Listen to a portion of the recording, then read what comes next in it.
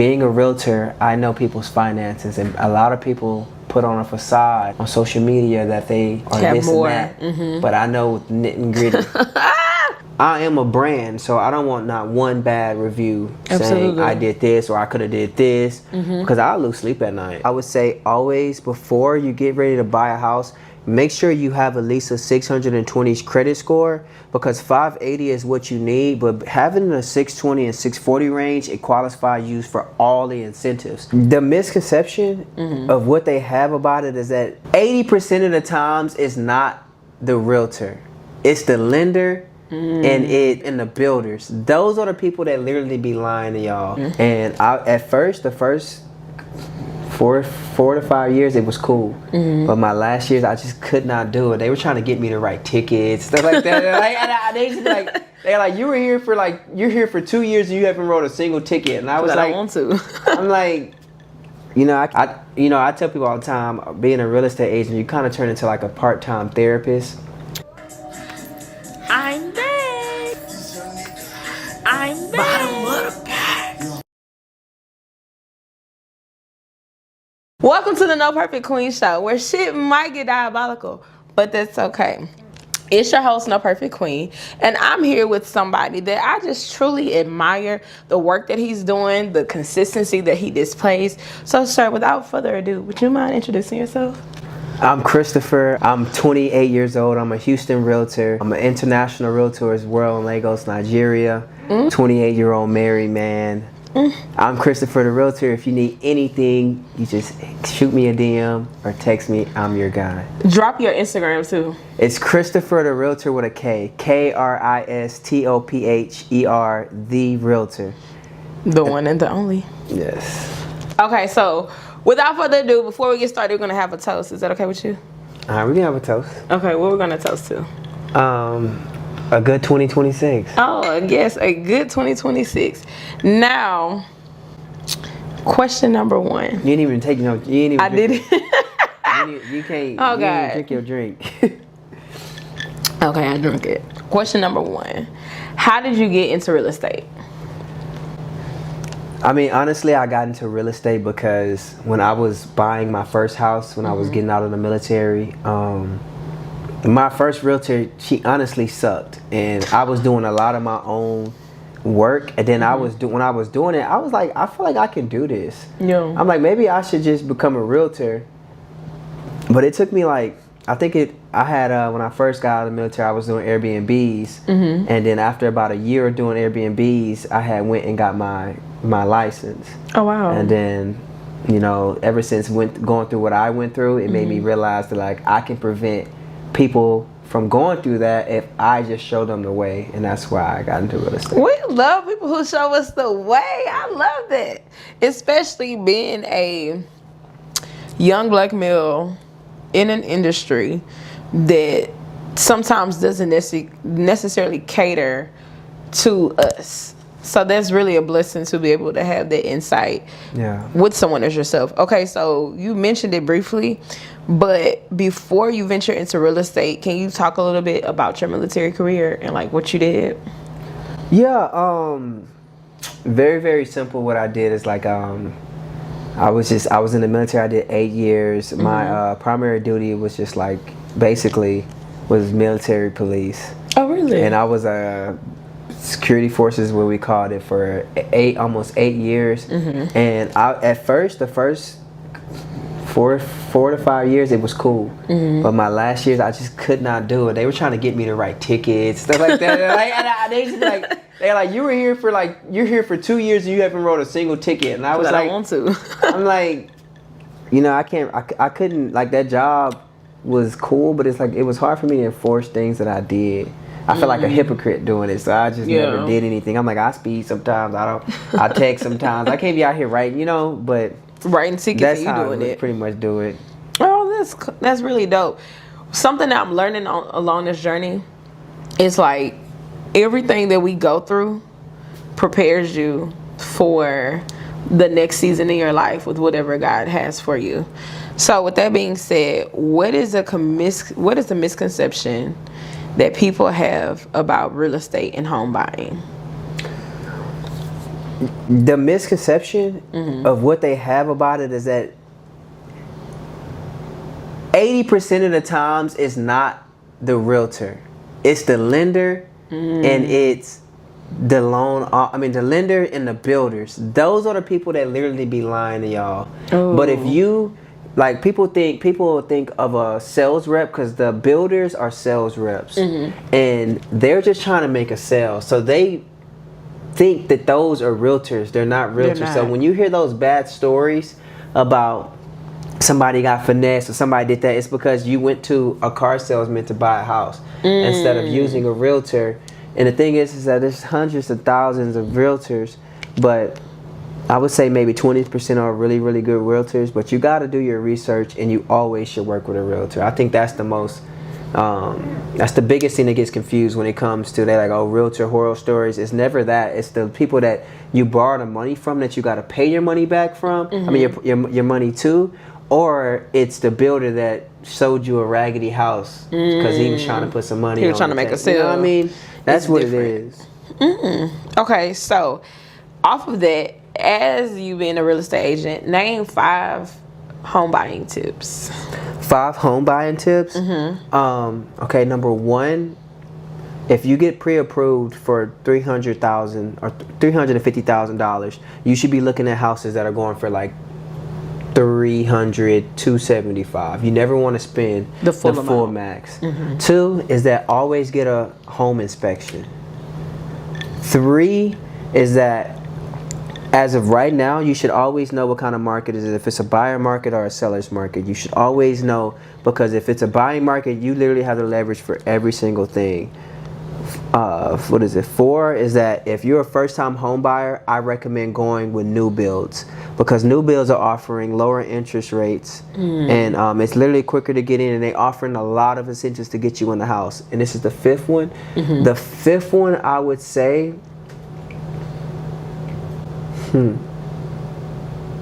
those first 4 were good.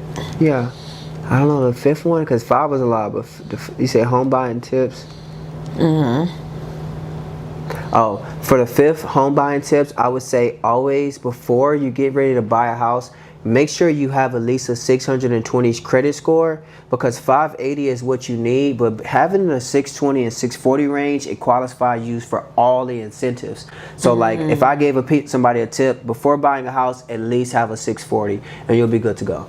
Yeah, you heard it.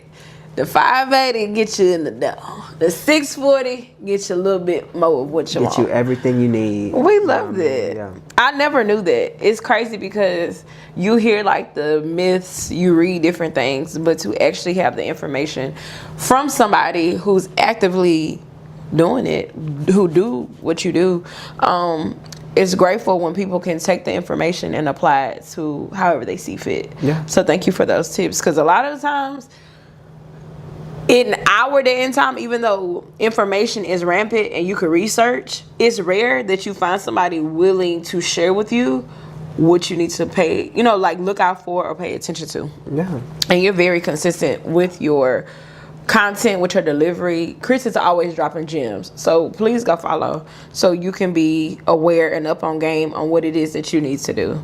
Because ownership is the goal. Now, as a real estate agent, what keeps you motivated? Like, what keeps you motivated and what inspires you? So I guess, like, everybody likes to say the craziest things, but I will say the paycheck is super, super nice. You know what I mean? It is nice, but the thing is that if you don't give good service and if you don't close the deal, you don't get paid. So what really keeps me motivated is like when I go around and I'm showing somebody a house, because people think that, like, when I say I'm a real estate agent, I'm not a salesman, because I'm not selling you anything. I'm taking you to houses, or taking what you tell me, and then I find the house for you, but the house sells you. Yeah. You know what I mean? But seeing people be so happy and doing this and that, or bringing their kids, or be like, oh, like just as soon as somebody gets into the mode of like buying a house, that's a really, really big thing. Yeah. It's a lot of money. It's probably one of the biggest purchases that a lot of people make when it is buying a house, and like being able to walk them and talk to them and let them call me, hear their stories. I tell people all the time, being a real estate agent, you kind of turn into like a part-time therapist. I can see how. every person that I sold a house to, I'm their friend. We turn into friends because it's not just, it's not just a sale. Yeah. So I think that's what kind of keeps me really, really going. And I do like being able to, know my own schedule, work for myself. But at the end of the day, I do feel like this is like me giving back to people, making sure that they don't go through the heartaches of what the horror stories you hear. Clock that. Yes. One thing I'm learning too is what gets people is when they sense that you're being yourself, that you're being authentic and you have their best interest at heart. Because you can trust somebody who shows up as themselves, who you can tell, okay, this person isn't putting on a show for me. They're not pretending to be something they're not. Who you are on Monday is who you are on Tuesday. Yeah. And so I think when you can show up in whatever field that it is that you're in, or however you may work for yourself, when you can show up every day, even on the days that you don't feel like it, and you still deliver that service, you still show up with a smile, you still show up with a genuine heart, hoping that, hey, I'm here to do a service, and my goal is to make sure that this family or this person is satisfied, and that's exactly what I'm going to do. Yeah. And because in the grand scheme of things, I treat all my clients. You can be spending $500,000, or you can be getting an apartment or renting, and the money is, it is a big difference of the money. But at the same time, I give everybody the same. I put everybody on the same playing field. So even if I'm only making $1,000, or if I'm making 15K plus, they won't be able to tell the difference, because I honestly do feel like I care, and I am a brand, so I don't want not one bad review saying I did this or I could have did this, because I lose sleep at night. Yeah. Like being laying there like, dang, I know I could have got this, but then sometimes I kind of fall into the realm of like, some clients want to be in control and do their own thing and don't tell me everything. Then I'm trying to fight on the back end. But it's always still like it's like I'm in good standings of how I run your character, the business. Yeah, absolutely, because you are a walking billboard. Shifting gears for a second though, if you had to give words of encouragement to anyone looking to get into real estate, what would you tell them? Words of encouragement I feel like I would give is that if you're starting to get into real estate, I would read, I would look at it as like you are starting a business from scratch. And most businesses don't start making money from literally from the jump. I would say that the words of encouragement I can give to you is that do not compare yourself to other real estate agents that has been doing it for 5+, 10+ years, because they've been doing something of the same exact thing they've been doing for 10 years, and you're just starting it for the first month, the second month. So if you don't compare yourself, you won't get discouraged. But if you stay on the course of keeping that mindset of that, like keeping the mindset of this is my first year, I just need to make 1 or 2 sales, you know what I mean? And then be better the next year, then be better the next year. That's how you get to where you need to be. Oh, wise words. Yeah. A lot of real estate agents that people think make a lot of money, they do not. A lot of real estate agents have been doing it for a long time. They don't know a lot of things. It's all a facade. Yeah. And it's really bad on social media, the facade, because another thing too is that, like, me being a realtor, I know people's finances, and a lot of people put on a facade on social media that they are this and that. But I know nit and gritty. And when I see things now, treacherous. I just kind of be like, ugh, like you selling a false dream. You know what I mean? I'm like, hey, but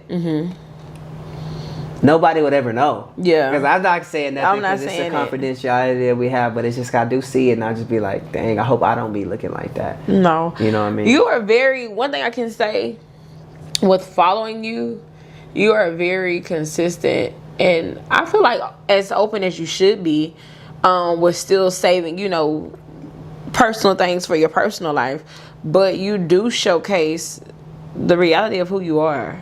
Yeah. It's never a time that I've seen something you posted and been like, oh, he putting on the show. I feel like what you display is authentically who you are, from the business side and like the personal life side. Yeah. Those two things, somebody could look at your page who don't know you at all and not get sold a fairy tale. Yeah. It won't get misconstrued, if that makes sense. Yeah, that makes sense. Thank y'all for tuning in as I sit here with Kris Tha Realtor, the best of the best at his game. You want to buy a house? Hit up Kris, okay? So, this is what I want to know, okay? Okay. As a black man with a growing career and a family, what has been a challenge? I feel like what's been a challenge is that like you can kind of get a lot of like social media. You can get a social media mindset and thinking that you're not where you're at, where you're supposed to. You know, you're just not where you're supposed to be at the age you're at. I think a challenge was for me was to find exactly what I wanted to do. Yeah, it was hard for me to figure out what I wanted because I feel like I had so much free time. So let me do this, let me do this, let me do this, and then once I kind of found a happy medium, you know, I think that was just the hardest thing for me. Okay, finding what it is that you want to do and then finding that medium that satisfies you. Okay, so how do you, with that being said, how do you balance family and like work life? So since I guess with family it's just me and my wife, so I balance my family and my work life by I wake up 6 in the morning, spend some time with God, I go to the gym. And then I do all my work by being done by like at least 1 p.m. to 2. And then after that, unless I have phone calls or X, Y, and Z or things people may need, it's either me making lunch or, you know, watching TV or hanging out with my wife. So that's how I kind of balance. And then I kind of, you know, let her know ahead of time, hey, I have showings from this time, you know, that's pretty much it. But I have a lot of free time.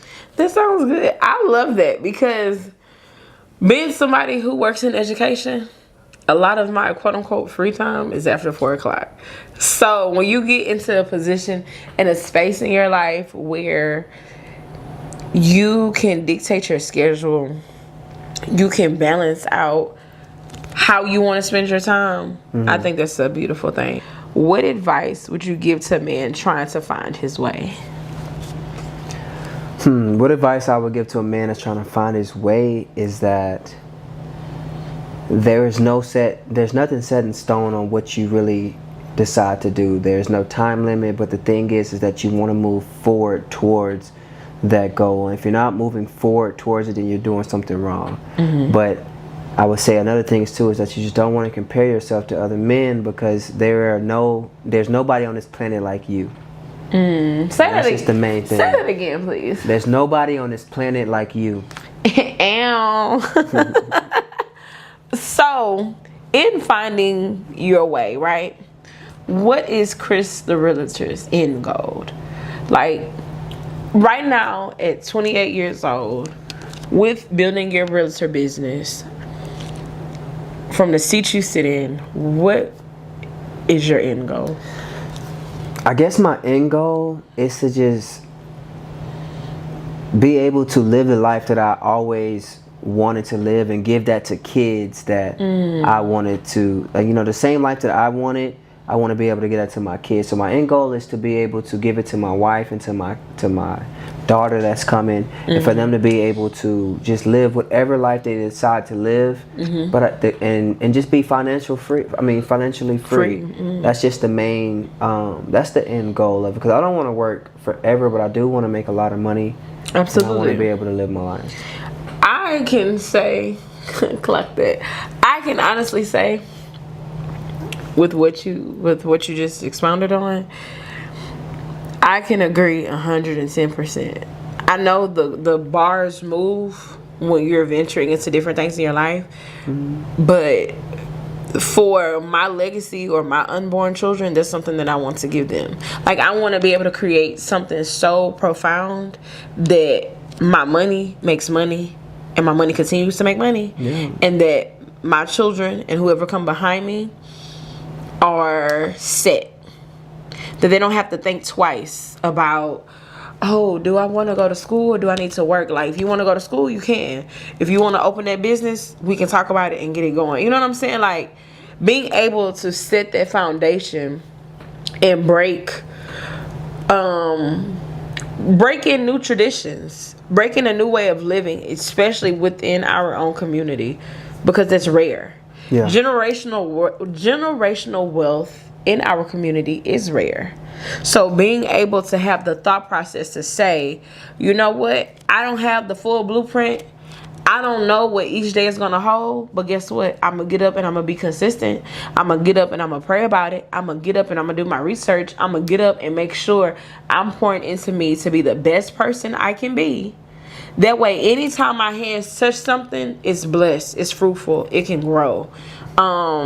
Just setting that standard of that financial freedom, that creative process, the thought to be able to say, you know what, in June, I want to focus on this. In July, I'm going to go and do this. You know what I'm saying? Like, the freedom, that is a freeing experience, to be honest. I'm telling you. So, with your end goals in mind, so far, are you satisfied with the goals you've accomplished thus far? Yeah, I mean, so honestly, to be in March of 2026 and even what was on like my vision board and what I said I was going to do, I am on track. Oh, we love that. Cheers to that, Kris. You know what I mean? We love that. I'm on track. Clink, to being on track.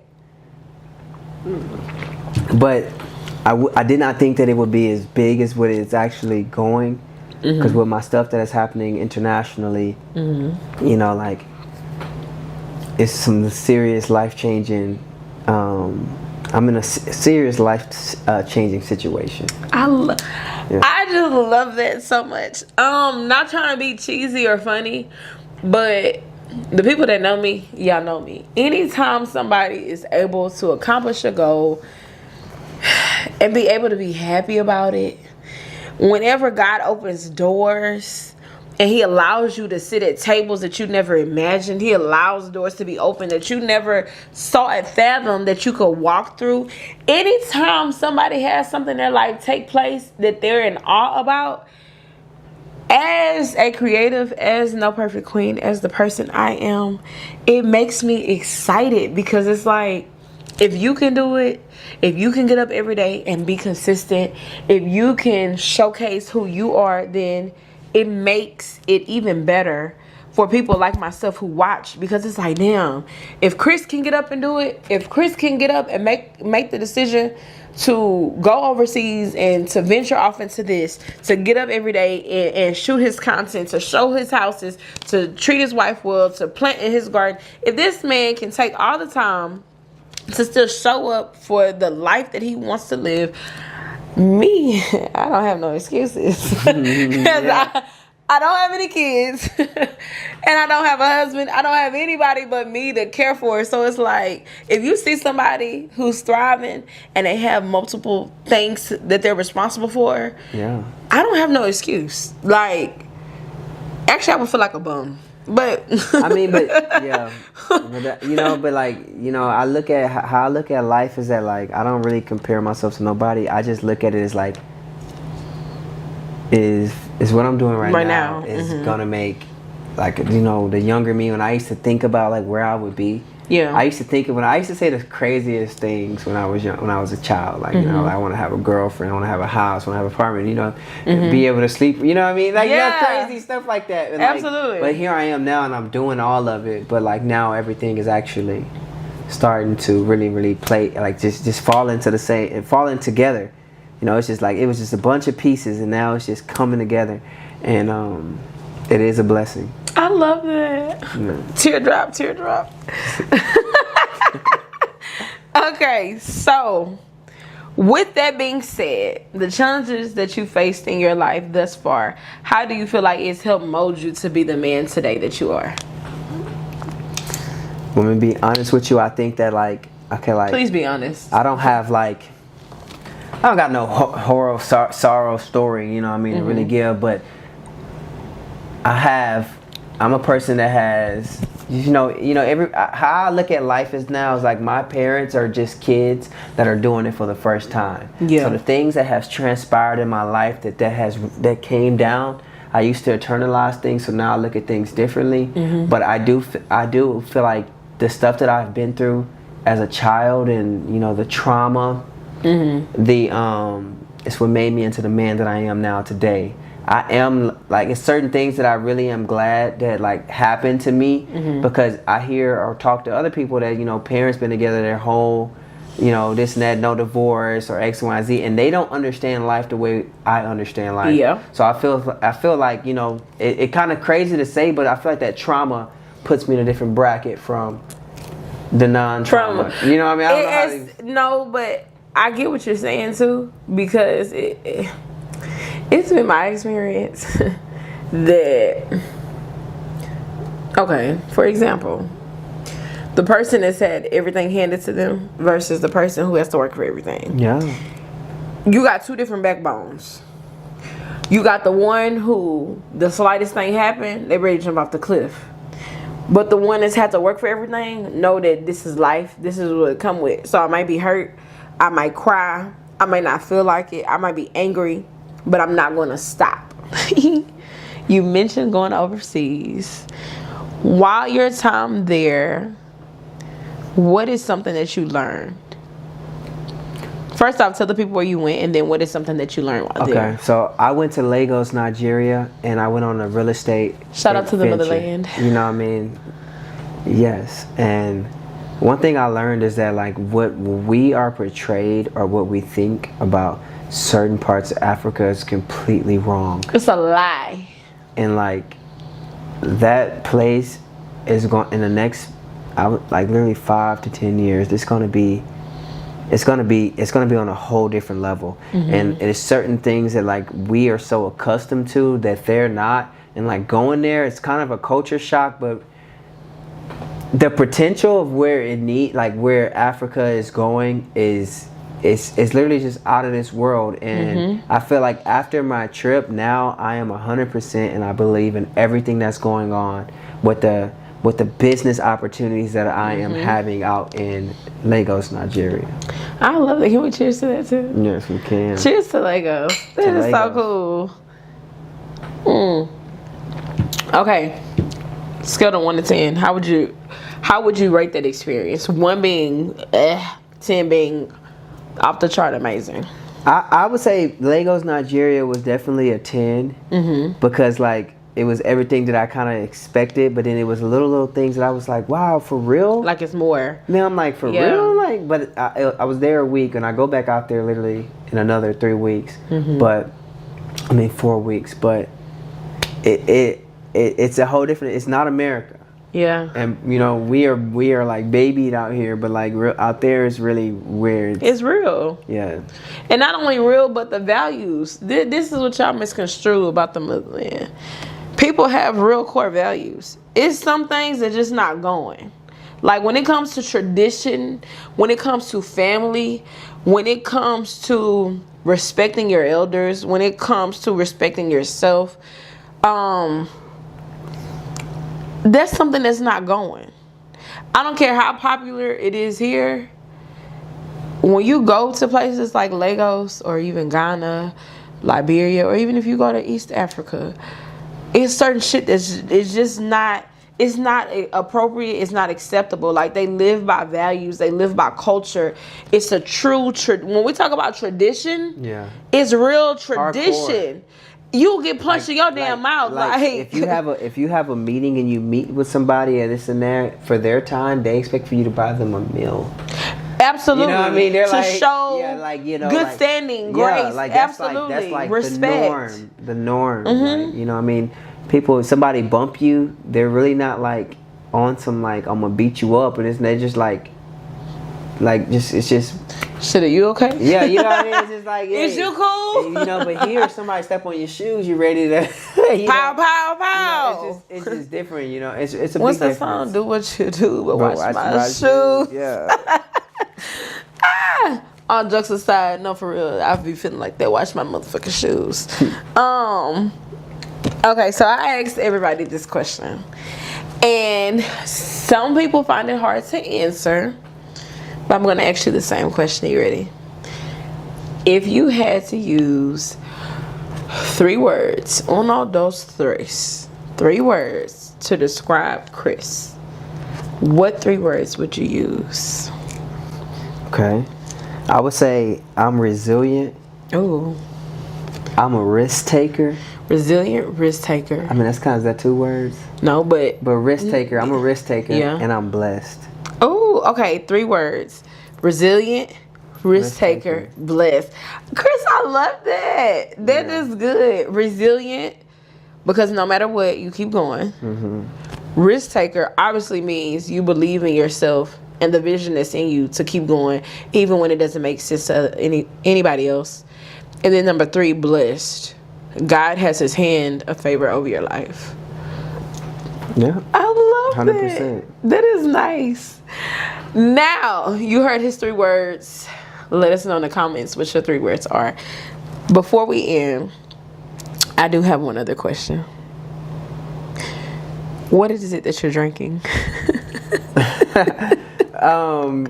I had honestly forgot. This is some VS, some cognac, some special blend.